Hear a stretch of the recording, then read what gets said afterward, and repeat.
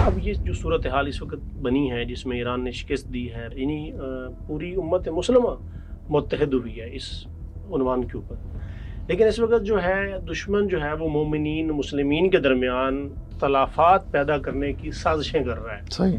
مختلف لوگوں سے بیان دلوانا، مختلف علماء انہیں ہم نہیں کہہ سکتے، ان کے بیان آنا سوشل میڈیا پہ اور آپس میں اختلاف پیدا ہونا، اس کا حل کیا ہے اور اس کو کیسے روکا جا سکتا ہے؟ دیکھیں اس وقت جو ہے وہ صہیونی طاقتیں اور شیطانی طاقتیں اور جس کی سربراہی اس وقت امریکہ کر رہا ہے، ان کے 3 بنیادی ہدف ہیں. خصوصاً یہ جو ایران نے مارکا سر انجام دیا ہے، پوری دنیا کو خوش کیا ہے اور عالم اسلام اس پر بہت خوش ہے، اور وہ ایران جس کے خلاف بہت زیادہ پروپیگنڈا ہو رہا تھا، اور آج پوری دنیا کے لیے وہ ایک ہیرو بن کے سامنے آیا. خود رہبر معظم کی شخصیت جو ہے وہ ایک ہیرو کے طور پہ سامنے آئی، ایک عالمی عظیم لیڈر کے طور پہ سامنے آئی. لہٰذا وہ یہ چاہتے ہیں کہ دیکھو، یعنی میں اگر اپنے الفاظ میں بیان کروں تو دشمن یہ چاہتا ہے کہ مسلمانوں کے درمیان 3 چیزوں کے ذریعے سے ان کو پیچھے کی طرف دھکیلے. ٹھیک ہے. نمبر 1، ان کے اندر مایوسی پھیلائے، مایوس کرے.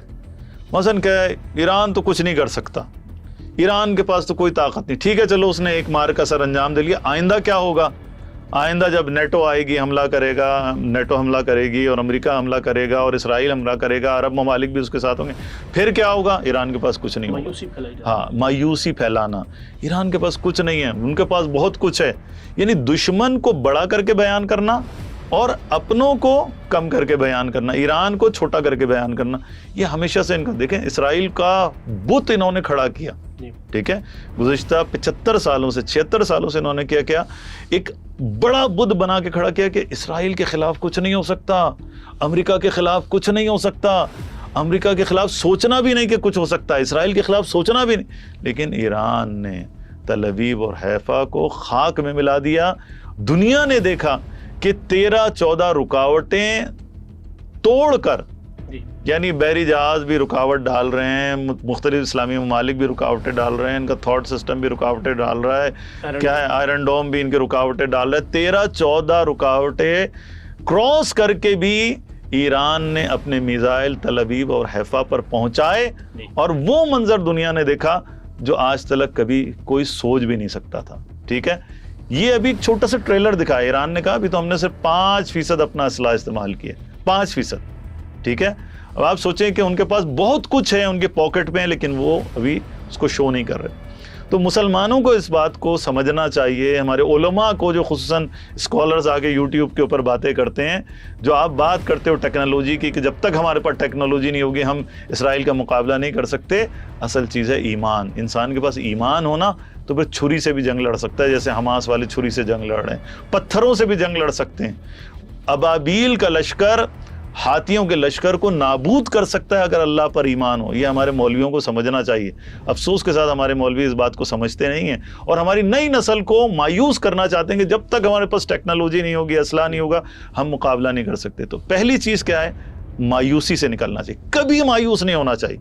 کم از کم جو لوگ بولنے والے لوگ ہیں، جو لوگ سمجھنے والے لوگ ہیں، ہمیشہ جب بھی کوئی مایوسی کی بات کرے یا دشمن کی طرف سے مایوسی پھیلانے کی کوشش ہو، ہمیشہ ہمیں کیا کرنا چاہیے؟ امیدوار کرنا چاہیے کہ نہیں، ہم لوگ مسلمان ہیں، اللہ پر ایمان ہے ہمارا، اللہ انشاءاللہ حق کو ہمیشہ پیروز کرتا ہے، کامیاب کرتا ہے. نمبر دو قوم میں کیا کرنا؟ اختلاف پیدا کرنا. یہ دشمن کا ایک بہت بڑا ہتھیار ہے. ٹھیک ہے.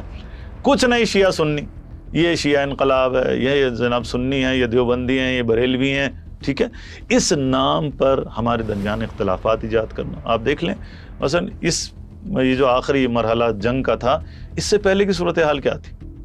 بھائی دیکھو، اس وقت دنیا 2 حصوں میں تقسیم ہے. یا فلسطینیوں کے ساتھ کھڑی ہوئی ہے، اس فلسطینیوں کے مخالف ہے. ٹھیک ہے. یا امریکہ کے ساتھ کھڑی ہوئی ہے یا امریکہ کے مخالف ہے. تو فلسطینیوں کے ساتھ کون کھڑا ہوا ہے؟ ایران.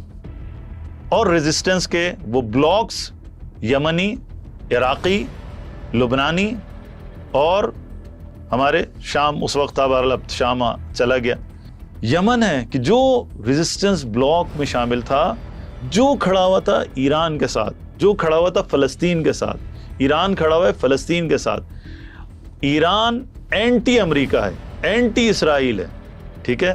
حماس، جہاد اسلامی، انصار اللہ، حزب اللہ، حشد الشعبی، یہ سب کون ہیں؟ یہ ریزسٹنس کے بلاک ہیں، اینٹی اسرائیل، اینٹی امریکہ۔ باقی دنیا کون ہے؟ باقی دنیا نہ شیعہ ہے نہ سنی ہے۔ آذربائیجان شیعہ ہے لیکن اسرائیل کے ساتھ کھڑا ہوا ہے، ٹھیک ہے؟ سعودی عرب، یو اے ای، بحرین، یہ لوگ سنی ممالک ہیں، سلفی ممالک ہیں، کس کے ساتھ کھڑے ہوئے ہیں؟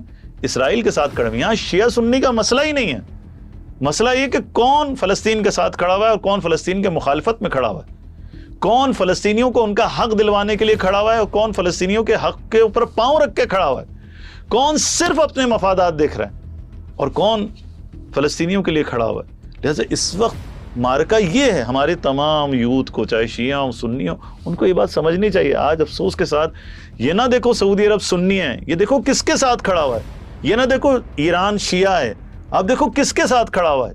اسی طرح سے باقی ممالک ہیں۔ حماس کو آپ شیعہ سنی کے عنوان سے نہ دیکھو، یہ دیکھو کہ وہ جہاد کر رہے ہیں، ہم سب کی نیابت میں ایک عظیم جہاد کر رہے ہیں۔ غزہ کی عوام ہم سب کی نیابت میں ایک عظیم جہاد کر رہی ہے۔ یہاں شیعہ سنی والا مسئلہ نہیں۔ خدا کے لیے ہمیں اس خول سے نکلنا چاہیے، کنویں کے مینڈک بننے کے بجائے ہمیں اللہ سبحانہ و تعالیٰ نے عقل دی ہے، پرواز کرنی چاہیے ہمیں، نہ یہ کہ زمین پہ رینگنا چاہیے۔